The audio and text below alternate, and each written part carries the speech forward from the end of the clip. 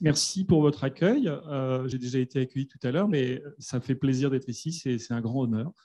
Donc, je vais essayer d'inspirer, alors, puisque c'est la mission qu'on m'a confiée.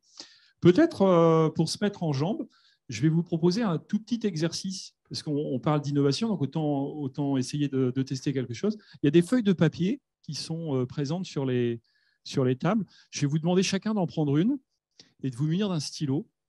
Et on va faire juste un petit exercice de mise en route créative. C'est bon? Tout le monde a sa feuille? Alors, je crois que vous avez des petites étiquettes avec des talents qui sont marqués, voyez, sur vos...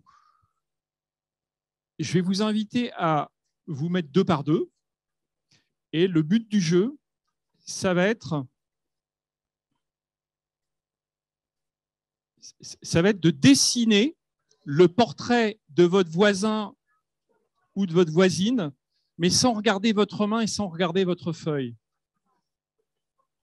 D'accord? L'idée, c'est je dessine le portrait de mon voisin et de ma voisine sans regarder ma main et ma feuille. Un petit conseil, laissez la pointe du stylo sur la feuille, ça sera plus facile.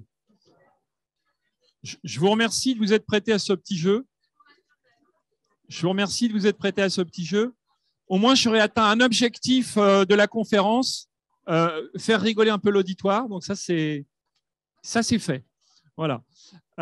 Donc, tiens, vous connaissez peut-être ça dans des grands groupes. J'utilise ça beaucoup en facilitation. Quand une personne lève le bras comme ça veut dire qu'elle accueille le silence. Et quand d'autres refont ce geste, ça permet à tout l'auditoire d'accueillir très rapidement le silence. Ça peut être pas mal si vous avez des amphis un peu chahutés, où vous avez besoin de reprendre la parole, hein, si nécessaire. Vous levez la main et d'autres personnes sont invitées à le faire aussi.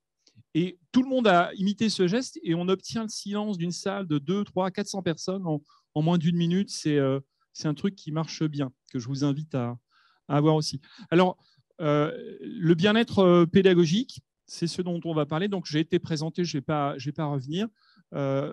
Actuellement, je suis passionné d'intelligence collective, d'innovation et d'andragogie. Je suis passé des questions autour de l'auto-formation à la socio-formation. Et puis aujourd'hui, je m'intéresse beaucoup à l'éco-formation, c'est-à-dire que nous apprend la nature. C'est ma cause principale, ma mission, ma vocation, mon obsession. C'est qu'est-ce que je peux faire pour la planète. Donc, partout où je peux en dire un mot, je le dis. Et d'un autre côté, ça nous renvoie aussi à Rousseau qui nous disait nous avons 3 maîtres, soi-même, les autres et les choses, la nature. Donc, c'est le chemin que je mène. Alors, tout d'abord, l'objectif de l'intervention, c'est d'essayer de mettre des mots sur des pratiques qui favorisent le bien-être pédagogique. Moi, je vais les tirer dans ces domaines-là, hein, de l'auto-formation. Alors, souvent, auto-formation accompagnée, la socio-formation et puis l'éco-formation. Une première dimension que j'ai identifiée, c'est la question de l'éthique.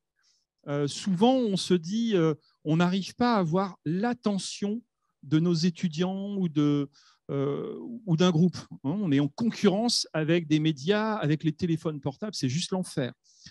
Et je me suis aperçu que parfois, peut-être c'est plutôt d'intention dont on a besoin que d'attention. Quand vous avez une intention forte, il y a quelque chose qui se produit, qui fait que c'est la personne qui va gérer ses ressources d'attention.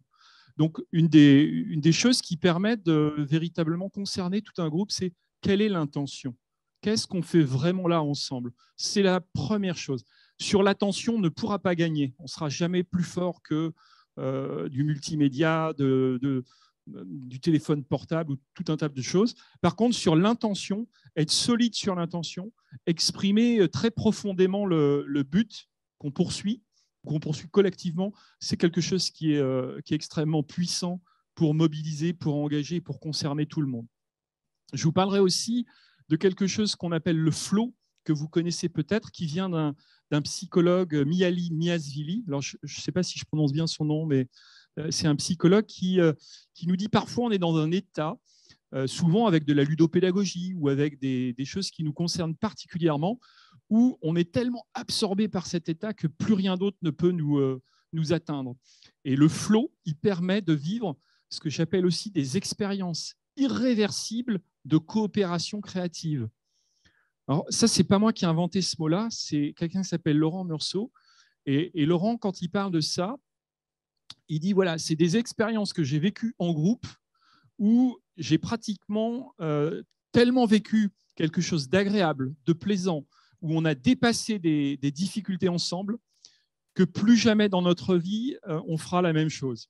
Donc, c'est des expériences que je vous souhaite de vivre au moins une fois, parce que quand on l'a vécu une fois, on se dit, je sais pourquoi je suis sur cette planète, je sais pourquoi les autres, on peut faire des choses juste incroyables, et je l'ai vécu à 2-3 reprises dans mon activité pédagogique, et je suis en lien depuis avec les gens avec qui j'ai vécu ça, et c'est plus du tout les mêmes personnes. C'est des gens avec qui je sais que je peux cheminer dans le monde, dans l'univers, c'est juste extraordinaire.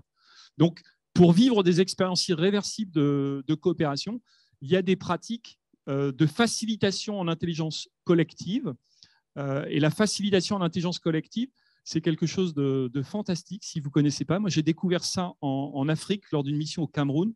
Je devais former des DRH à la gestion de cahiers des charges et je me suis trouvé avec un groupe de DRH et de maçons.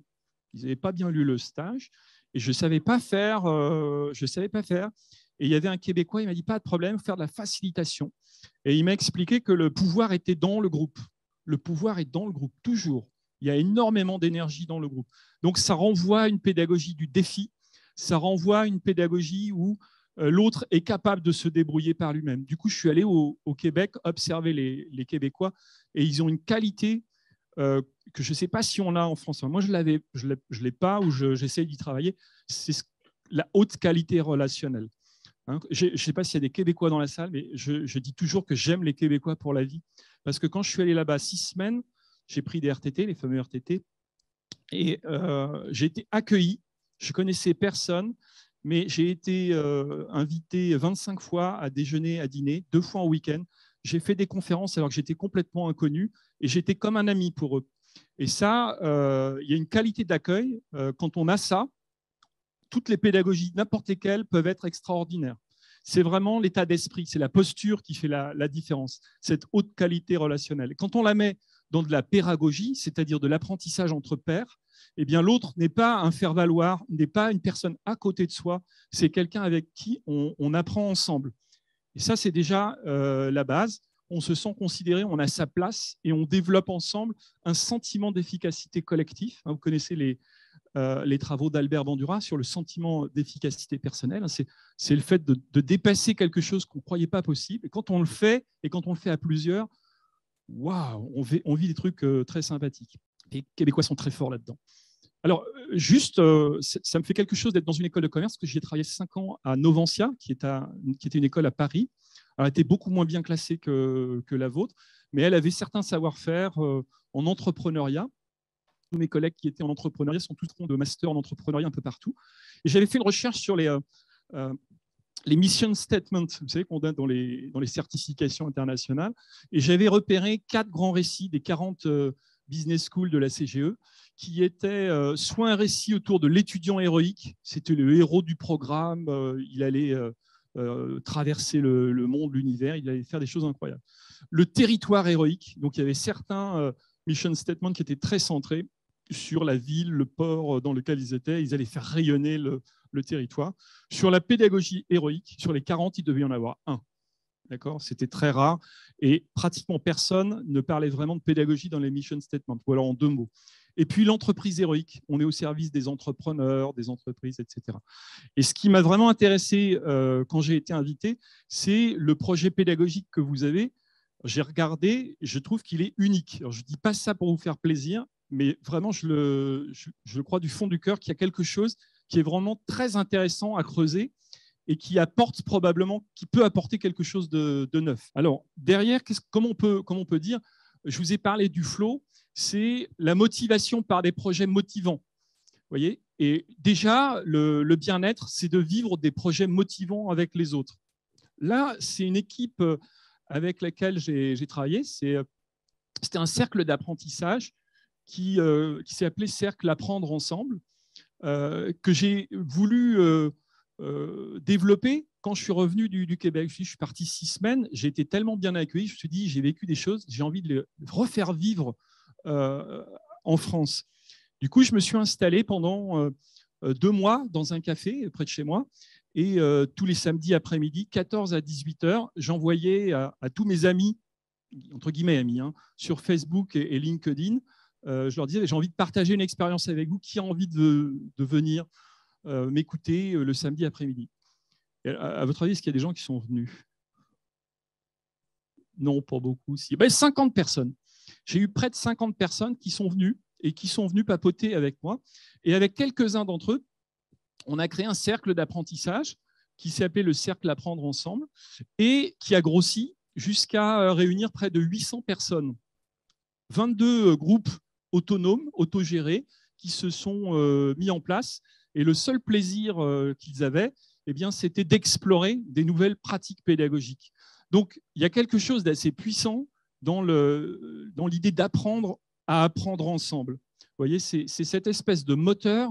Alors, je travaille sur ça dans le cadre de mes recherches actuellement, sur ce moteur de apprendre à apprendre ensemble. Qu'est-ce qui fait que ça fonctionne? Qu'est-ce qui fait que ça crée une énergie supplémentaire? Voilà, donc je crois qu'il y a Marie-Christine qui est dans la salle, elle a vécu cette expérience avec moi. Et ce qui était très étonnant, c'est que même à distance, il y avait des groupes qui se créaient. Et donc, on peut faire aussi des choses en présentiel ou à distance. Tout ça était gratuit, en dehors des temps de travail. C'était vraiment par des passionnés. Et c'est l'exploration.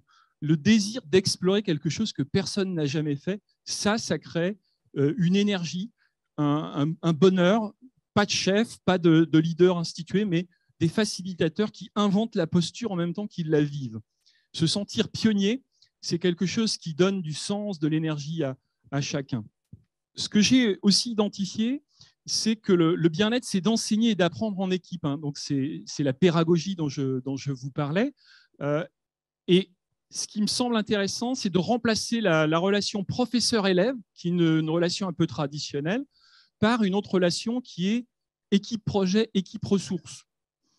Équipe-projet, équipe-ressource, ça veut dire qu'on est, encore une fois, on joue sur le moteur du collectif, ce qui n'est pas forcément gagné hein, dans les écoles d'excellence en France, hein, où on a quand même, il faut passer le concours, il faut être le meilleur, puis après on est classé, etc. Donc on a quand même cette culture. Sauf qu'en entreprise, une fois qu'on est en entreprise, les dirigeants, ils disent « Non, mais tout ça, c'est des conneries, il faut travailler en équipe. Ça ne sert à rien d'être le meilleur, il faut travailler en équipe. » Juste, les gens n'y croient pas. Ils disent « Toute ma vie, j'ai été le meilleur, j'ai passé le concours, j'ai eu les meilleurs diplômes. Maintenant que tu me dis il faut travailler en équipe, c'est ça qui compte. » Donc, c'est contre-intuitif pour nous, Français. Donc là, il y a quelque chose à travailler sur comment on bâtit des équipes projets. Donc, c'est plutôt des étudiants dont il est question. Et comment des équipes ressources, c'est-à-dire non pas un prof seul, mais du personnel administratif, un innovateur, un prof, voire même des tiers extérieurs, hein, des entreprises ou des partenaires, peuvent créer un écosystème un peu différent. Voilà, ce travail-là, c'est de penser non pas un dispositif d'apprentissage ou un programme, mais véritablement un écosystème, quelque chose où il y a du flux d'informations, ces fameux défis dont je vous parlais qui peuvent se mettre en place. Et quand on est en train d'explorer ça, il se passe des choses intéressantes. Le bien-être, c'est construire son propre milieu. Là, moi, j'ai fait une thèse sur ce que j'ai appelé la fabrique des managers. Donc, j'avais étudié les managers qui étaient en poste et comment ils apprenaient leur métier. Et donc, j'avais fait des interviews et je leur demandais, mais qu'est-ce que vous avez appris? Alors, il y en avait beaucoup qui sortaient de business school. Et alors, à votre avis, est-ce qu'ils citaient beaucoup les business schools dans leurs apprentissages? Je donne un peu la réponse en posant la question. Finalement, ils disaient, j'ai pas beaucoup appris dans les business schools, mais j'ai beaucoup appris en situation professionnelle. Et donc, je me suis aperçu que l'équipe de travail était un milieu abrasif, quelque chose qui frotte et qui oblige à aller dans le dur, dans la réalité.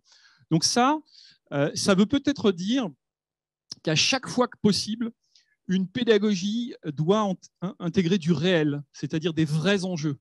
Ce n'est pas tant des business cases où il n'y a pas d'enjeu parce que ça a été fait par Coca-Cola dans les années 80, dans le marché truc-muche, mais des vrais sujets du moment actuel, contextualisés, dans lesquels je peux faire quelque chose. Donc, à chaque fois qu'on est dans ces pédagogies-là, il peut se produire des apprentissages. Du coup, je m'intéresse à distinguer ce que c'est qu'un environnement d'apprentissage d'un milieu d'apprentissage. Donc, l'environnement d'apprentissage, c'est quelque chose qui est en extériorité à soi-même. Moi, en tant qu'apprenant, on me pose dans la meilleure école, on me dit tu vas avoir les meilleurs profs, les meilleurs programmes, les meilleurs contenus, et donc tu vas apprendre. Pas forcément, parce qu'on oublie trop souvent que ça se passe dans la tête de l'apprenant, et donc c'est lui qui construit du sens. On ne peut pas lui donner du sens, c'est lui qui va faire cet effort-là. D'où l'importance de travailler sur le milieu. Alors, cette notion de milieu a été développée par un géographe qui s'appelle Augustin Berck, qui remet au goût du jour la mésologie, qui est l'étude des milieux. Et dans l'idée de la mésologie, on s'appuie beaucoup sur la phénoménologie, c'est-à-dire quel sens on donne à ses ressentis, à son expérience, et comment on accompagne l'autre à donner sens à son expérience. Donc, du coup, on ne lui donne pas forcément directement du contenu, mais on va l'aider à porter son regard et à construire par lui-même le sens de son expérience. Vous voyez, ce n'est pas tout à fait la même chose. C'est un petit peu comme si vous ameniez quelqu'un voir un paysage, mais c'est lui qui compose le paysage par rapport à ce qu'il a vécu, ce qu'il a ressenti. Ce n'est pas vous qui lui dites qu'est-ce que ce paysage. Donc, toute la difficulté, c'est justement de se mettre plutôt en posture d'accompagnement et de laisser carrément construire le savoir par l'individu lui-même. Donc, ça nous fait passer dans un monde de l'apprenance. Le monde de l'apprenance, c'est un monde qui favorise l'autodirection des apprentissages. Donc là, il y a quand même une difficulté, c'est que vous avez des programmes et des cursus qui sont quand même assez normés, assez clairs. Donc ça, c'est vraiment le hiatus. Peut-être que les objectifs et les contenus sont assez clairs, mais peut-être que la façon de les atteindre, elle peut être plus confiée aux apprenants. C'est peut-être des challenges qu'on peut relever. Donc, un environnement, c'est un peu un décor, alors qu'un milieu, c'est quelque chose que je construis par moi-même. Et comme je construis les choses par moi-même, je suis plutôt satisfait de ce que je construis par moi-même et je peux développer du bien-être. Je peux avoir du doute, parce que est-ce que je suis en train de construire la bonne chose? Est-ce que j'ai vraiment prise sur ce qui m'entoure? C'est les questions qu'on peut se poser. Suis-je vraiment en train d'apprendre? Plein de reprises. Je vous donnerai une expérience comme ça. J'avais formé des jeunes en master RH et je leur avais dit, voilà, les après-midi, libre à vous de me proposer des activités pédagogiques. Vous choisissez ce que vous voulez. Voilà les objectifs du programme et c'est à vous de me dire si vous voulez faire une conférence, aller faire une visite, faire venir un syndicaliste, un dirigeant ou que sais-je. Ils organisaient des tas d'activités et après, ils venaient me voir avec beaucoup de doutes. On ne sait pas si on a appris. Ils avaient cette espèce de... Parce que ce n'est pas des vrais profs qui nous ont fait ça, c'est nous. Donc, le fait de mettre la personne à penser son milieu plutôt que ce soit un prof, ça lui crée aussi une assurance personnelle. Je ne vous parle pas de bien-être comme on met des baby-foot ou on fait de la calinothérapie, ça va bien. Je vous parle de rentrer dans le moteur pédagogique véritablement et d'avoir la personne qui est au cœur de son apprentissage. Ce qui est un slogan qui date des années 80 déjà, mais qui n'est pas si facile que ça à mettre en place. J'ai vu 2 exemples pratiques. Un que j'ai trouvé assez extraordinaire, peut-être certains le connaissent, c'est la Timi Akatemia. C'est en Finlande. Alors en Finlande, c'est dans la région des lacs. Il y a plus de 1000 lacs dans cette région, à Jyväskylä. Et ils ont créé dans une vieille usine une école. Et ils prennent les jeunes après le bac et ils leur disent tu as 20 ans, on va te proposer une formation en 3 ans dont l'objectif sera de créer une entreprise, de gagner de l'argent et avec cet argent, de faire le tour du monde avec ta promotion. Alors ça, c'est des objectifs qui sont tellement énormes que c'est motivant. Et derrière, ils mettent en place une pédagogie inductive, c'est-à-dire que les jeunes, ils sont désemparés, ils disent « mais nous, on n'y connaît rien, on ne sait pas par où commencer ». Alors le prof, qui est plutôt en posture de mentor ou de coach ou de facilitateur, selon les moments, il dit « je vais t'aider, on peut faire un cours de créativité ». Et en tirant le fil, ils développent tous les savoirs utiles pour créer une entreprise. Et ils font des trucs qui peuvent être complètement loufoques. Par exemple, la fois où j'y étais, il y avait un groupe d'étudiants. Ils avaient imaginé récupérer tous les vieux ordinateurs. Ils mettaient 4 planches de bois, des lunettes de protection et une masse. Ils s'installaient sur les foires qui avaient lieu et ils disaient aux passants « Venez, on va apprendre à gérer votre stress et votre colère ». Donc, les gens rentraient dans la boîte et avec leur masse, ils cassaient les ordinateurs et bien sûr, ils payaient pour ça. Et ça avait un gros succès. Donc ça, c'était des étudiants qui créaient comme ça tout type de projet, mais ils s'entraînaient quelque part à l'entrepreneuriat sur des vrais sujets. Donc ça, c'était quelque chose d'assez sympathique. Dans cette école, les jeunes avaient aussi organisé un truc assez génial, c'est qu'ils avaient adressé le public de tous les profs de toutes les écoles de commerce du monde entier et ils organisaient des visites inspirantes de tous ces profs et ils faisaient payer une fortune à tous les gens qui venaient pour découvrir la pédagogie. À 74 étudiants, c'était 2 200 000 € de chiffre d'affaires qu'ils faisaient quand même. Donc, ils avaient tout de suite le sens de l'entrepreneuriat qui était développé, le sens d'être très pragmatique.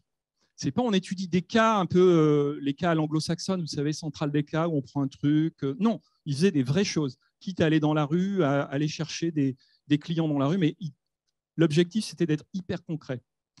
Avec une force que je ne sais pas si on a en France, qui était la force du collectif, c'est que dès qu'il y avait un étudiant qui avait une bonne idée, les autres ne se mettaient pas en rivalité, en compétition, ils soutenaient celui qui avait la bonne idée. Donc ça, c'est probablement un background éducatif scandinave qui est peut-être plus dur en France où on est tout le temps un peu en compétition.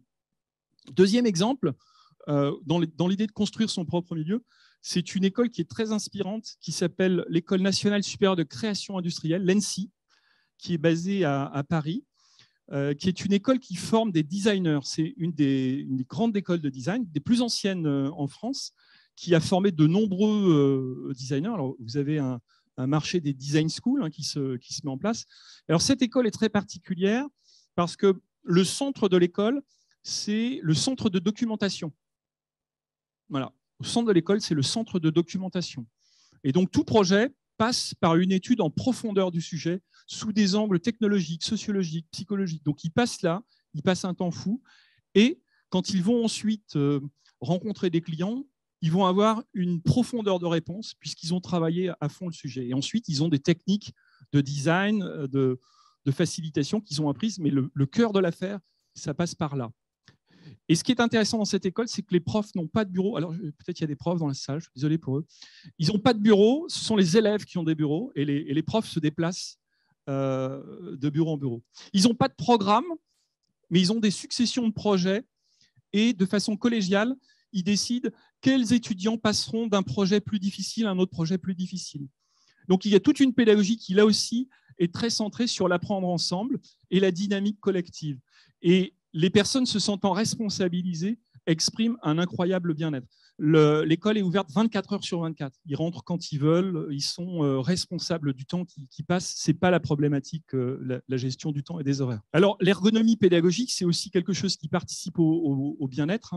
Bon, le regard de l'autre, comment se pose le regard de l'autre, les espaces, les sons, les couleurs. On peut regarder de façon approfondie les couleurs qui peuvent être plus favorables. On sait par exemple que des sons un peu bruyants, un petit peu en dessous de 80 décibels, ça va perturber le cerveau, parce qu'on ne peut pas bien se concentrer, mais ça va favoriser des échanges d'idées, des bifurcations. Donc on s'interrompt et paf, tout d'un coup, il y a des idées nouvelles. Donc selon les espaces qu'on va produire, il peut se produire des moments de créativité plus ou moins importants. Pareil, on a étudié les couleurs et certaines couleurs. Alors le rouge, par exemple, ça peut être contre-intuitif, mais ça va être favorable à la créativité, à la concentration également.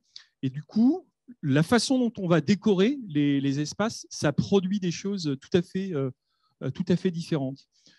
Donc le pédago nudge, donc que vous connaissez probablement. Alors là, il y a un peu de comportementalisme, un peu de manipulation derrière, où on va inciter des comportements.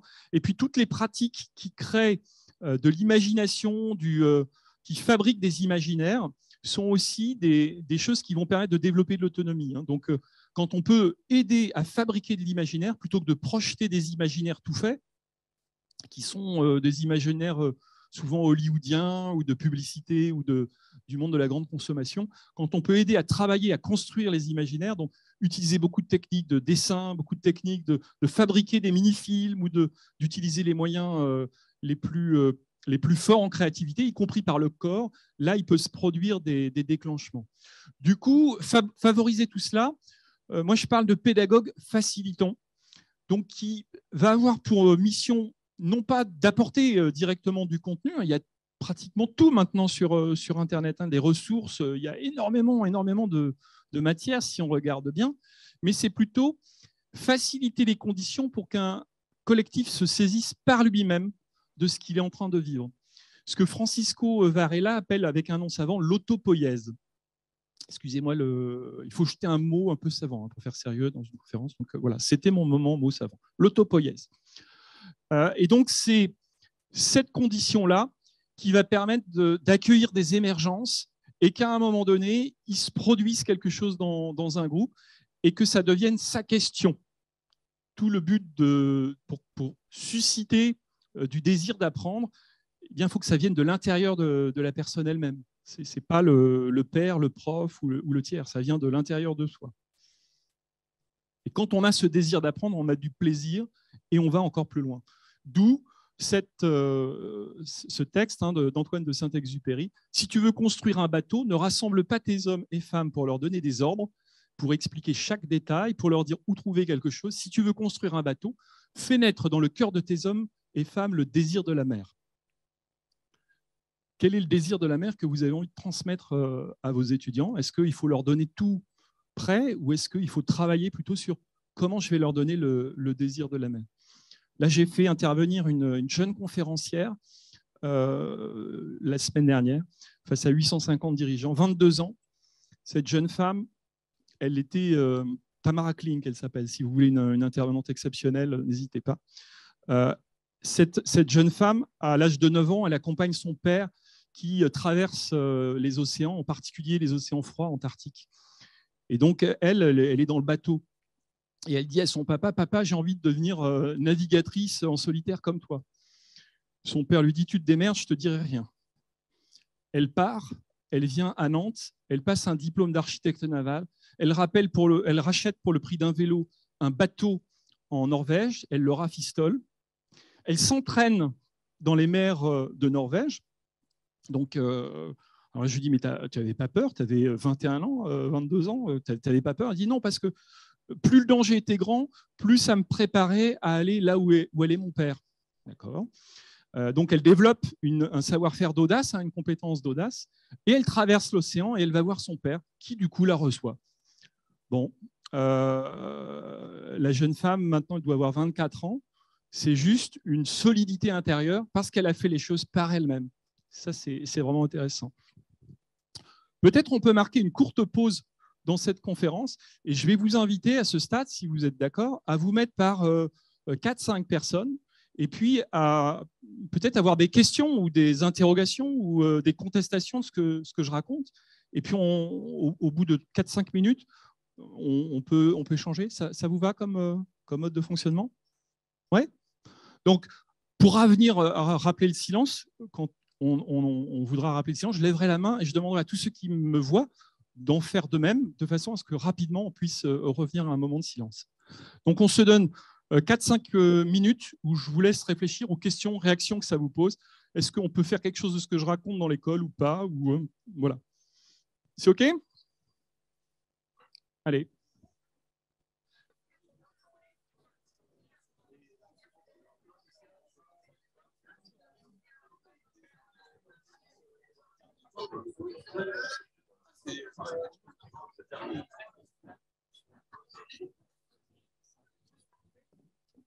Ça marche. Ouf. Alors, on peut peut-être prendre 2-3 questions, on ne va pas tout prendre parce que. Mais est-ce qu'il y a des réactions, des envies de questions ou de prise de parole pour qu'on partage un peu? Ouais, allez. En fait, comme on a plein de questions, on va faire très très court. Bon, voilà, on a des doutes sur les définitions, en fait. Donc, parce que les concepts que vous utilisez sont assez larges, quelquefois, et collapsent avec d'autres concepts qu'on connaît peut-être. Et donc, le premier, c'est quelle est, en fait, la définition de l'intention et du désir et dans quel sens il y a un lien entre les deux. Et puis, un deuxième niveau, bon, j'évite... l'attention, bon, ok. Et comment est-ce qu'on peut passer de le désir ou l'intention de chacun vers le désir ou l'intention du groupe? Alors, moi, quand j'utilise le mot désir, c'est c'est de l'ordre pratiquement de la libido, c'est-à-dire il y a une espèce de force à l'intérieur de soi qui fait qu'on a envie d'apprendre.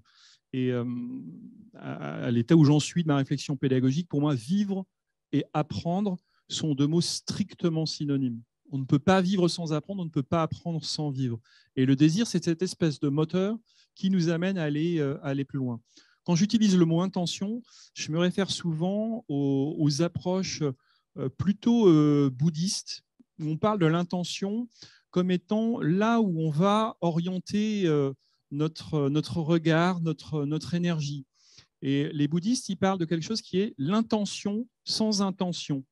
C'est-à-dire que vous pouvez porter une envie forte sans être obligé de l'expliciter, de la faire comprendre à l'autre. Et simplement en occupant cette posture, cette intention-là, vous pouvez engager l'énergie des autres, voire leur désir. Alors que l'attention, ça renvoie plutôt au temps de cerveau disponible. Vous vous souvenez de ce dirigeant là, de chaîne de télé qui disait il faut qu'on ait du temps de cerveau disponible. Je pense qu'on ne peut pas lutter contre ça. Par contre, poser une intention, porter une intention forte, sans être obligé forcément de la dire et de la donner et de l'imposer aux autres, ça oriente un geste pédagogique. Voilà les éléments que je pourrais dire. L'intention, elle peut venir du pédagogue, oui, mais il ne l'impose pas aux autres. L'intention sur autrui étant probablement la pire des choses parce que vous coupez toute possibilité d'autonomie. Par contre, en tant que pédagogue, vous ne pouvez pas ne pas influencer l'autre. Ce n'est pas possible. C'est ce que nous disent les tenants de la théorie de Palo Alto, la communication. On ne peut pas ne pas communiquer, on ne peut pas ne pas influencer, on ne peut pas ne pas avoir son intention. Par contre, on peut travailler dessus. C'est peut-être de l'ordre de sa vocation, de sa mission, ce qu'on a envie de faire sur le monde, puis de porter ça. Voilà, j'espère avoir répondu le mieux possible. Est-ce qu'il y a d'autres réactions, questions, envies d'approfondissement ?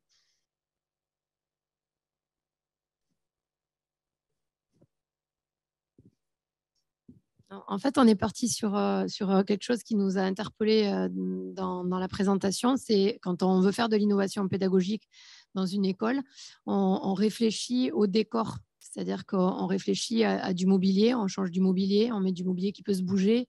On va créer une situation d'apprentissage et on va mettre de la technologie. Et en fait, on a été interpellé par la notion de ne pas réfléchir qu'en termes de décor, mais de milieu. Et du coup, pour rebondir sur ce qu'ont fait les collègues avant, en fait, on aurait bien aimé repartir sur cette définition de milieu, parce que c'est un petit peu flou et ça nous interpelle. Oui, alors quand le milieu, vous retrouverez les travaux de Durkheim sur le milieu social qui influence le développement de l'enfant. Et au XIXe siècle, il faut extirper les enfants des mauvais milieux. D'ailleurs, le milieu, ça a donné la pègre. Et donc, à cette époque, c'est ça l'idée de milieu. Mais quand Augustin Berg retravaille sur la notion de milieu, il distingue le fait que le milieu... Alors, Augustin Berg est un orientaliste, il part au Japon et il étudie la façon dont les Asiatiques observent le monde. Et notamment, il explique par exemple que dans le monde asiatique, alors je parle peut-être sous le contrôle de Guilain qui connaît peut-être mieux ça que moi, mais peut-être pas, j'en sais rien. En tout cas, il y a cette idée, on ne coupe pas en état les choses. C'est-à-dire qu'il y a plutôt une logique de flux continu. Et donc, on n'observe pas une montagne et une rivière, mais on voit un processus qui se complète. Il y a toujours cette espèce de complément. Et dans l'idée de milieu, on est à la fois au centre et à la périphérie. Donc, c'est un mot un peu traître, le milieu, puisqu'on ne sait jamais où le situer. Donc, quand on a un ministère qui s'appelle ministère de l'Environnement, on dit il y a des choses qui sont extérieures à nous, sur lesquelles on va agir, on va contrôler, et c'est l'homme scientifique, technicien, qui intervient sur l'environnement. Quand on parle de milieu, on est partie prenante du milieu. On est donc la nature. On n'est pas la nature est contre la culture, on est la nature. D'où mon propos dont je parlais au démarrage d'éco-formation, c'est-à-dire qu'on n'est pas coupé de ce qui nous constitue et qui est la nature. On est dans le flux. On est dans le flux. Et cette idée de milieu, elle nous connecte à plus grand que soi. Donc, dans la pédagogie que j'appelle de mes voeux, à chaque fois qu'on ressent le flux, c'est l'énergie qui circule dans un groupe, c'est les émotions fortes, c'est là où ça réagit, là où ça fait du bruit, c'est là où il y a du débat, de la discussion. Là, il se produit quelque chose qui est un milieu d'émulation, de stimulation. Et c'est des moments à guetter pour construire et écouter les émergences. Et cette émergence-là, eh bien, c'est les plis intérieurs de la personne et les plis extérieurs du milieu qui se rencontrent et on se dit là, il se passe quelque chose d'important. Et probablement pour les générations actuelles, j'ai l'impression que ce qui est important, c'est de comprendre quelles sont les questions essentielles qu'ils se posent. Sinon, vous ferez tout ce que vous voudrez, mais ils se mettront en écran noir quand vous ferez de la webconférence ou ils regarderont leur téléphone portable. D'où le problème de l'attention, on n'y arrivera pas. Mais si par contre on pose une intention tellement forte, un sujet tellement important que ça les motive, ils vont se motiver par eux-mêmes quelque part. On ne va pas chercher à les motiver, mais ils vont trouver l'énergie pour fabriquer leur propre véhicule et leur propre chemin. Voilà l'idée du milieu. Peut-être une ou deux autres. Oui. Du coup, j'ai le micro. Je vais me faire le relais d'une question en ligne. Oui.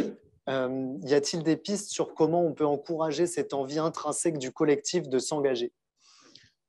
Alors, probablement le défi. Moi, j'ai beaucoup travaillé en tant que pédagogue, formateur ou manager à poser des défis où les gens se disent « mais ça, on n'est pas capable de le faire ». Et une des personnes que j'avais rencontrées dans mon voyage au Canada, qui s'appelle Samantha Sled, qui est une grande pédagogue, je vous recommande aussi, elle me disait ce qui est intéressant, c'est que quand on est on the edge of learning, sur le point d'apprendre, et qu'on dépasse collectivement ce point de bascule, et c'est là que se produit un moment fort. Donc, c'est de proposer des situations dont les solutions ne sont pas connues à l'avance. Donc, des situations le plus possible proches du réel et proches des intérêts des personnes. Quand je suis allé au Québec, j'ai aussi entendu parler d'une approche qui s'appelle knowledge building, où on part de la question d'un groupe et donc on prend du temps pour comprendre quelle est la question d'un groupe et ensuite on bâtit l'apprentissage à partir de ça. Donc, ce n'est pas l'intention du prof là qu'on va cultiver, mais c'est l'intention du groupe et comment le groupe va exprimer quelque chose. Ça peut être l'environnement, ça peut être la santé, ça peut être la création de quelque chose. Et comment on va accompagner ça, vous voyez. Et c'est un petit peu cette idée de cette jeune navigatrice là, qui se dit « mais moi, je veux faire comme mon père, je veux traverser l'océan, prendre des risques ». Elle va trouver en elle les forces pour avancer. Donc les défis, proposer des défis. Une dernière question peut-être? Je regarde le temps qui... Alors, je poursuis. Je vous laisserai le diaporama. Alors, pédagogie capacitante, donc faire grandir la vision commune. Voilà. Partager sur une question authentique et forte. Donc, une question authentique, c'est une question qui nous empêche de dormir. Quand je vous parle de ma question authentique, c'est le climat. Dans ma petite région, il fait très chaud, mais ici aussi, j'habite à 200 km d'ici en Occitanie. Et donc, c'est une question authentique qui me touche en tant qu'être humain. Pas juste, je viens passer un diplôme, ça, oui, on sait, mais qu'est-ce qui me touche en tant qu'être humain? Après, c'est probablement de trouver un noyau passionné par le même intérêt. Donc, c'est de se coaliser et puis de viser le long terme, le plus haut potentiel du collectif. Puis, il y a quelque chose qui est de l'ordre de la co-facilitation en intelligence collective. Donc, ça, c'est des postures à apprendre qui sont un petit peu différentes de postures de coach ou des postures de formateur ou d'animateur.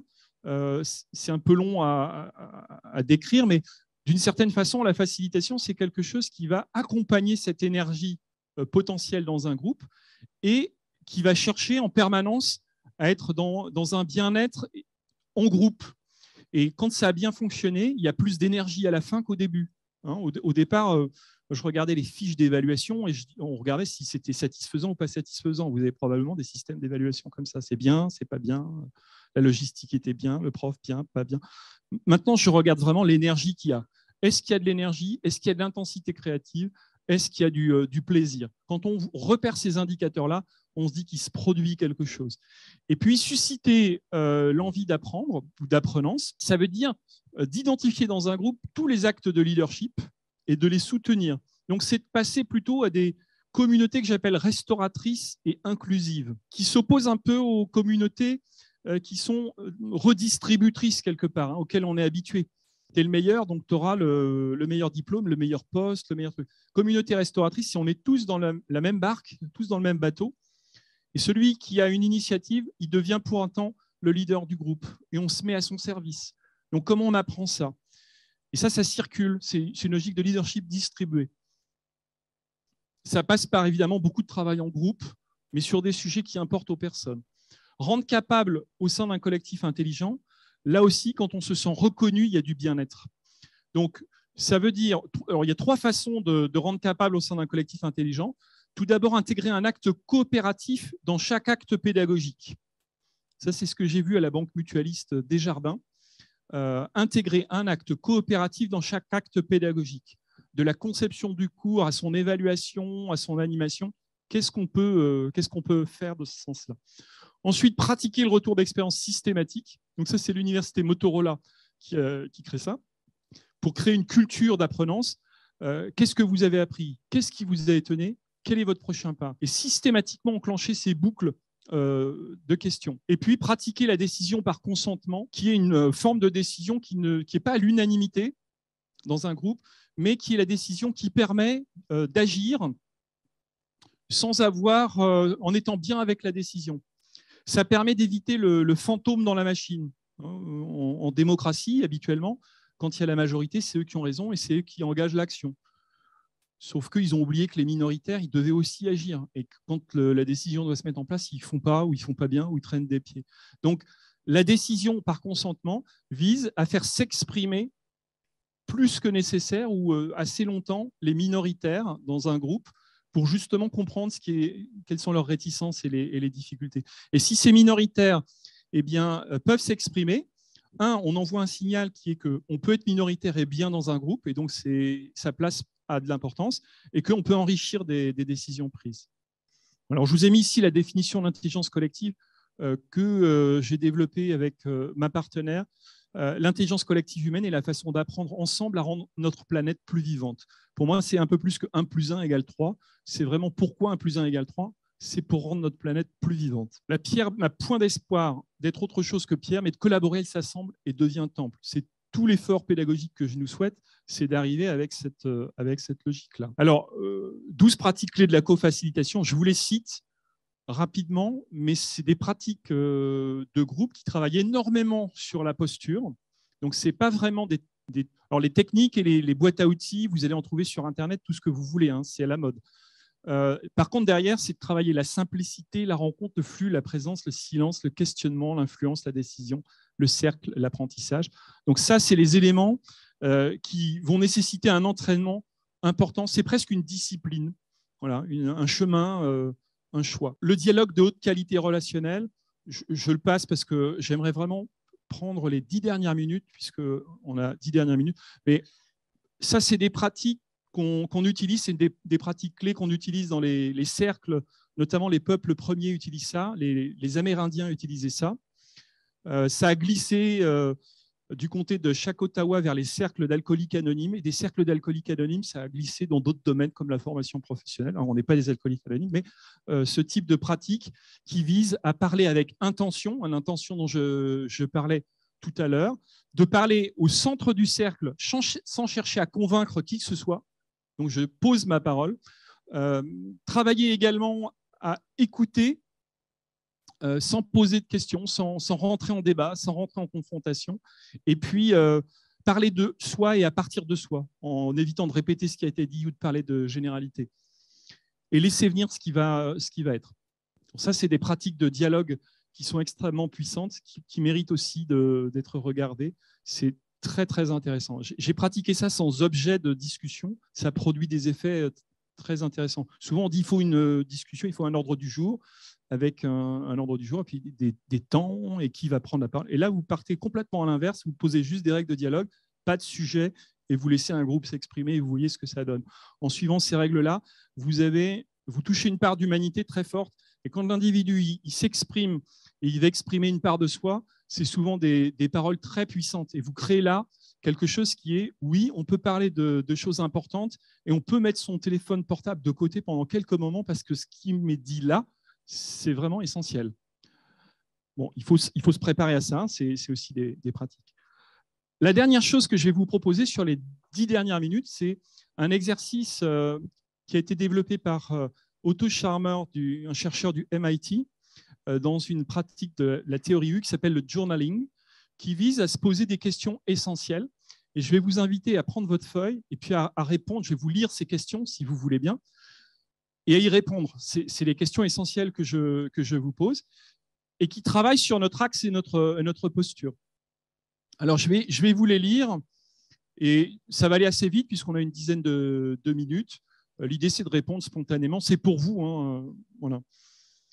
Alors, la première question, c'est quels sont les 3 succès principaux de votre vie? La deuxième question, vous êtes au milieu, début de semaine, qu'est-ce qui résonne particulièrement en vous? Qu'est-ce qui résonne particulièrement en vous? Qu'est-ce que vous avez présent à l'esprit? Qu'est-ce qui vous passe dans le cerveau? Troisième question, dans quoi vous sentez-vous bloqué aujourd'hui? On peut utiliser ça à titre pro ou perso, hein, c'est comme vous voulez. Quatrième question, dans quel domaine sentez-vous une ouverture dans votre activité? Possibilités, émergence, solutions. Qu'est-ce qui vous frustre le plus dans votre vie et dans votre travail? Question suivante. Quelles sont vos sources d'énergie principales? Question suivante. En regardant d'en haut ce que vous faites, comme si vous étiez dans un hélicoptère, qu'est-ce que vous essayez de mettre en œuvre dans votre vie et dans votre travail? Question suivante. Regardez d'en haut le mouvement collectif de votre organisation, de votre communauté. Qu'essayez-vous d'accomplir ensemble à l'étape actuelle de votre cheminement collectif? Question suivante. Quels sont les points essentiels sur lesquels vous devez spécialement veiller aujourd'hui? Nouvelle question. Regardez-vous avec les yeux de votre enfant intérieur au début de votre voyage.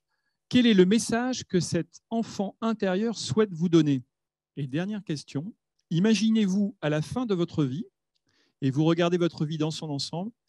Que souhaiteriez-vous voir? Quelle trace de votre passage? Quel impact souhaité? On arrive à la fin. Voilà. Alors, s'il y avait un message à retenir de mon propos, c'est que c'est super d'apprendre à apprendre ensemble, de laisser de la liberté pour apprendre à apprendre ensemble, de viser des expériences irréversibles de coopération créative. Quand on peut le faire, c'est juste fantastique. Et donc, travailler sur votre intention, votre posture, c'est ça le plus important, de mon point de vue, pour aller vers le bien-être pédagogique.